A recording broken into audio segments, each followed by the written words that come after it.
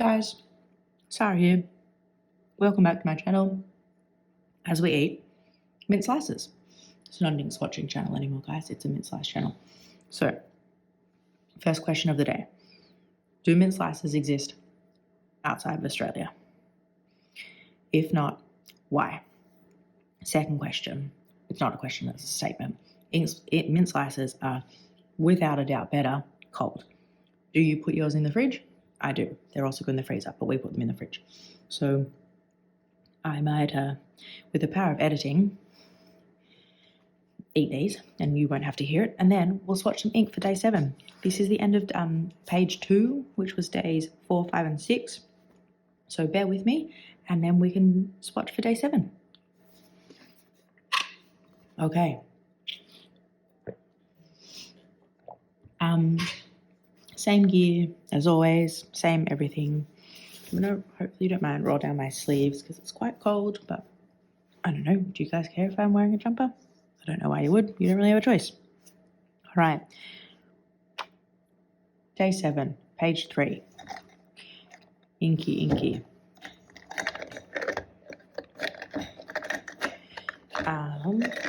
All right, I'm going to touch 7 inks and then the 7th one. 1, 2, 3, 4, 5, 6.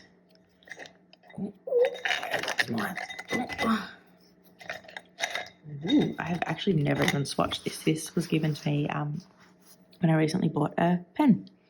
Ferris Wheel Press, Bluegrass Velvet. Oh, and you know what I can talk about while I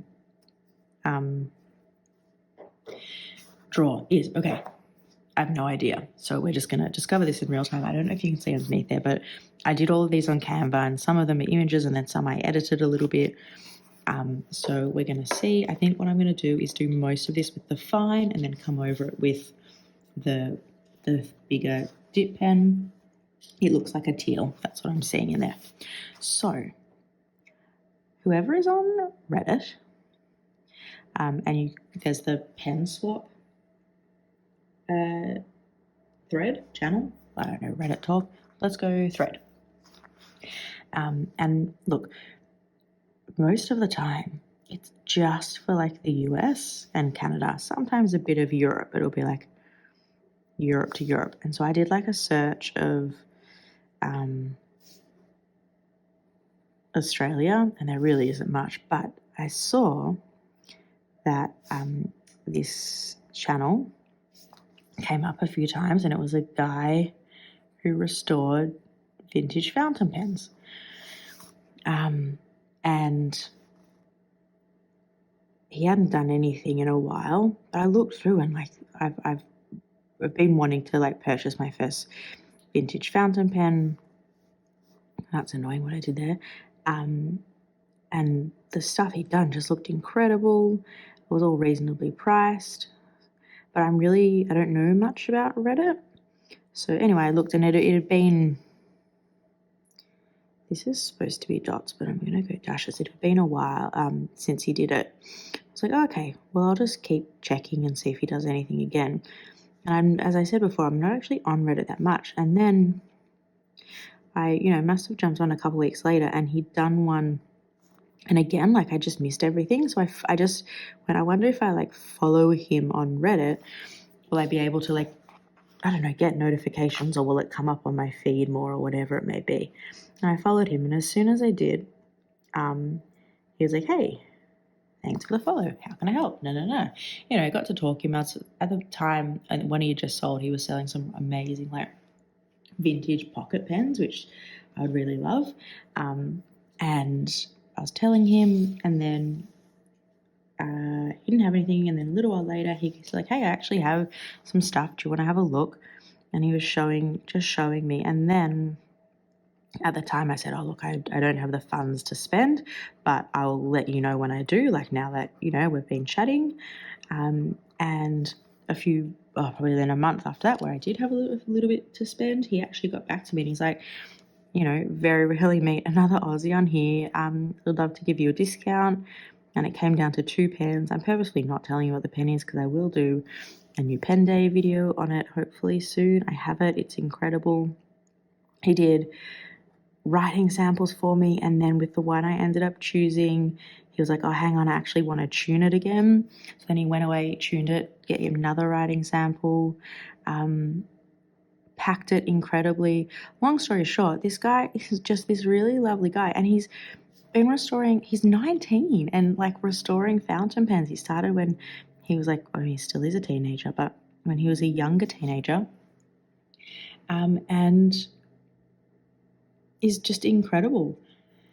And then the way he packed it, and he gave me 3 samples as well. So all in all, pretty incredible. Definitely going to keep my eye out for if and when I want to purchase another vintage pen, because I'd love to support him. And the pen is beautiful and in incredible condition. And when you kind of just get the feeling that you just go, oh God, he really loves what he does. And that's the feeling that I got. So why don't we talk about this ink? Ferris Wheel Press.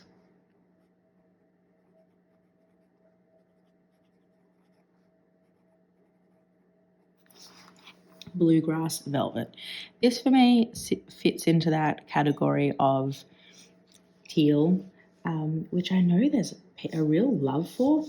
I kind of go a little bit of, it's nice, but I don't know if I'm drawn to it. I'm already thinking of pen friend T. This will be yours at the next Melbourne meetup, hey? Because I know you love a teal. So I'll put this one aside for you. Blue.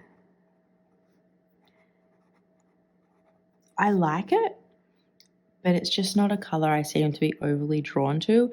I thought I would like using kind of teals at work, but the one I tried thus far, and it was probably just the wrong pairing. I need to give it another go, but I did more of a green. I did Robert Oster River of Fire in my Moon Man, and it just was really dry. It really didn't work, and that's just put me off a little bit, but this is nice. Just trying to think of what it looks similar to. Be interested to see how similar it is to Siro or Kujaku, probably closer to Kujaku, I would think. But not seeing any sheen coming off there, but I did just do it with a pen. Let's see when we swatch, I guess. I guess Siro is more green actually, isn't it? So nice. Yeah, just not something I'm overly drawn to, which is fine. All right. Give me a second, bless you, and we will swatch it. You know how I've been saying that I've just been struggling to do circles? I'm wondering if it's as I'm getting to the end of this book that, the pages have been throughout time that given, there's been quite a bit of extra moisture gone onto them, or I don't know. I don't entirely know why I've been struggling when I haven't previously, but something's definitely changed. But let's... Ooh, bubble. What's going on there? That's kind of cool. Ooh. That says... we can't really count that as an ink splat, can we? Let's see how we go. Oh, this is one actually that feels quite wet under that measuring cup. Wow, maybe there is a circle in me yet. The first thing that's jumping out to me is it just looks a lot bluer here in the swatch compared to the drawing and writing sample I just done. And I haven't seen a swatch of this online to compare it to. So I'd be interested now if that's the paper or it's just, the medium in which I've put it down. So let's go.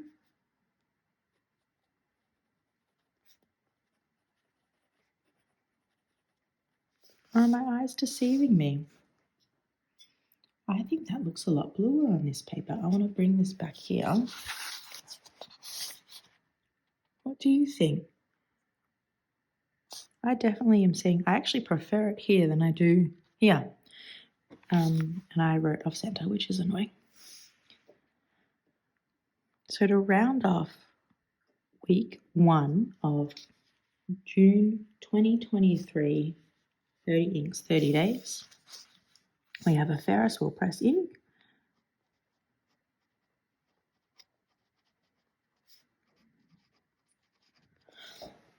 which is called Bluegrass Velvet. I'm calling it a teal. I think in the Traveler's Notebook it looks more teal here. I'm seeing more bits of blue, but you can see as it gets like where it's heavier, definitely is darker and tealier. So I'm sorry guys, I don't have too much to say about this ink because it's not one that speaks to me a lot. Pardon me. But I do think my pen friend will like it because she likes teals, and I always enjoy, finding an ink that I do think someone will like as well. So that's kind of cool. But it looks quite well behaved. You're getting little bits of shading. And I wonder in like a wet pen where you can really, I don't know why I just did that. I knew that was going to happen. See the real variations, which you're not getting here. You might be able to get some more characteristics out of it, which is really lovely. That's annoying. That's day 7. I will see you guys tomorrow. Bye.